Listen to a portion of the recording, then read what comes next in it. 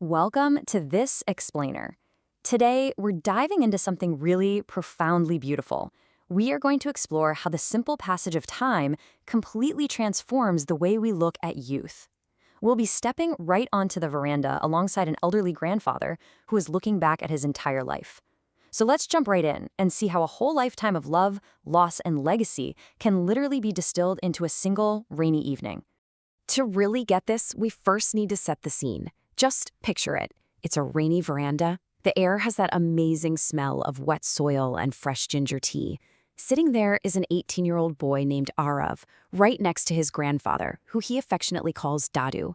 Now, Arav is just about to leave for college. The city is pulling him away, and he's suddenly terrified that these quiet evenings are going to disappear forever. So he asks his grandfather to share some life stories. And Dadu's response? It's incredibly simple, but so profound. Some memories never get old. And right away, this reveals something completely fascinating about how the elderly mind actually works. You see, for a young guy like Arav, the past is just a bunch of distant events. But for Dadu, sitting quietly on a porch is literally all it takes to make decades of struggle, laughter, and love vividly present. The sound of the rain dripping from the roof immediately brings his late wife to mind. Sure, age has made him physically a bit slower, but mentally, his eyes still carry an entire lifetime of stories that are as real to him right in this moment as the warm ginger tea in his hands. For Dadu, Arav's youth isn't some blurry montage. It's a super vivid timeline. He remembers Arav way back as a tiny little duckling, always raising his arms up, begging to be picked up. Then comes the childhood phase, and that phase was defined by this old, busted blue bicycle. Arav used to ride on the front bar, spreading his arms out like a bird and shouting, "Faster, Dadu," which, by the way, was a ride that once almost ended up in a pond, all because of a road goat. After that came adolescence, where Arav suddenly preferred walking with his friends, leading us right up to the present day, a young man packing up for college. Now you might be wondering, when did Dadu actually start feeling old? Because you'd probably think it was when his joints started aching, or maybe when his hands began to shake. But no, absolutely not. As he says, a grandfather notices everything. The exact precise moment he truly felt old was just a quiet evening when Arav stopped waiting at the gate for a bicycle ride and chose his own independence instead. Dadu stood there, just waiting to be asked, but the question never came. Well, when Arav hears this, he understandably feels a huge pang of regret. He actually lowers his eyes and whispers that he wishes he had asked for a ride just a few more times. But Dadu offers him this incredibly gentle perspective. He tells his grandson, hey, do not feel regret. Old age is really just about peacefully observing the independence of youth. It's the natural order of the universe, right? Children are supposed to grow, grandfathers are supposed to watch, and the memories they made together, those remain. And you know what's kind of funny? It's the incredibly specific details an older mind holds on to. Take the old mango tree out in the courtyard. According to Dadu, Arav fell out of this tree exactly 6 times while trying to steal raw mangoes, armed with salt and chili powder, and hiding behind the well. Now, Arav tries to argue it was only 5 times, but Dadu absolutely insists it was 6. It's a super lighthearted moment, for sure, but it beautifully shows how an elderly person preserves these exact, vibrant snapshots of our youth that we ourselves might actually blur or forget.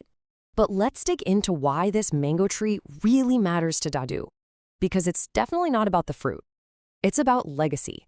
That tree was planted by Arav's father when he was just a 12-year-old boy with muddy hands, doing a school assignment where he had to plant something that would outlive him. To a kid, a tree is, it's just a tree to climb. But to the elderly, a tree is this ancient guardian of family history. It survived the storms and the droughts right alongside the family, bridging generations. Time really changes the whole vibe of a space, doesn't it? Dadu remembers his house as this loud, chaotic, incredibly vibrant place. We're talking children running around, pressure cookers whistling, radio songs blasting, and his wife singing. But his reality today is starkly different. The house is older, it's slower, and yeah, it's undeniably lonelier. Dadu realizes that memories don't just vanish all at once. They fade little by little, kind of like sunlight slowly leaving a room. And that resulting silence, it's profound.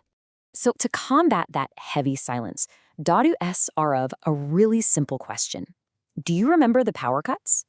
And this completely nostalgic question immediately shifts the mood. It brings us right into the magic of the lantern nights, those times when the whole village's electricity would fail, plunging the house into total darkness. But instead of being a major nuisance, Those blackouts somehow became the absolute happiest nights of Arav's childhood. Whenever the power went out, Daddy would light up an old lantern and literally transform the dark. He'd tell these terrifying ghost stories about a woman in white down near the river. On warm summer nights, they would head up to the rooftop and stargaze. Daddy would point out constellations like Orion, or playfully tell a young Arav that the stars were actually just holes in the sky. And the absolute best part, there were no phones. They just talked, they listened, and they really looked at each other. But here's the crucial thing you have to understand. Why was Dadu so committed to creating this magic? Well, it's because his own childhood was defined by deep, deep poverty and hunger. He grew up working from a very young age, and he often went to sleep with an empty stomach. So he made a really solemn promise to himself that his grandchildren would never, ever know that cold reality. By actively turning everyday inconveniences into absolute wonder, he succeeded. Filling his grandson's life with warmth was his conscious, lifelong definition of success. As the rainy night gets deeper, our explainer brings us to the absolute hardest season of an elderly person's reflection, and that's loss. Dadu's eyes slowly drift over to the empty rocking chair right beside them. Arav's grandmother passed away 7 years ago, and nobody else ever uses that chair. For Dadu, her presence is still quite literally everywhere. It's in the kitchen, in the smell of jasmine, in the old festival decorations. When Arav asks if he misses her every day, Dadu's response is heartbreaking. He says, "No, I miss her every moment." And this perfectly captures the crazy paradox of long-term love. I mean, you spend decades getting totally used to the everyday friction, right? You fondly remember the constant bickering, the super dramatic complaints about unfolded clothes. And then, one single day, there is only the deafening void of sudden silence. You actually start to miss the sound of their footsteps. You miss their nagging. You miss the very things that used to completely annoy you. Even in her final moments, while she was literally holding his hand, his wife asked him one last question. "Did you eat properly today?" It's just a devastatingly beautiful detail, because it shows that her ultimate concern, right up to her absolute last breath, was his well-being. And that selfless care, that is the anchor of love that Dadu carries with him through every single moment of his quiet days now. Hearing all this, Arav naturally starts to cry. And then he points out that his grandfather is actually crying too. But Dadu just lovingly nudges him and completely defends his own emotions. He says, "I'm old. I earned these tears." It's such a powerful statement because to the elderly, tears of grief and nostalgia, they aren't some sign of weakness. No way. They are a badge of honor. They are the physical proof of a long life lived deeply, of loving fully, and of surviving the immense pain of loss. As their evening on the veranda finally winds down, Dadu leaves Arav with one final truth. The people we love never fully leave. They remain. And honestly, that perfectly encapsulates the entire elderly vantage point we've been exploring today.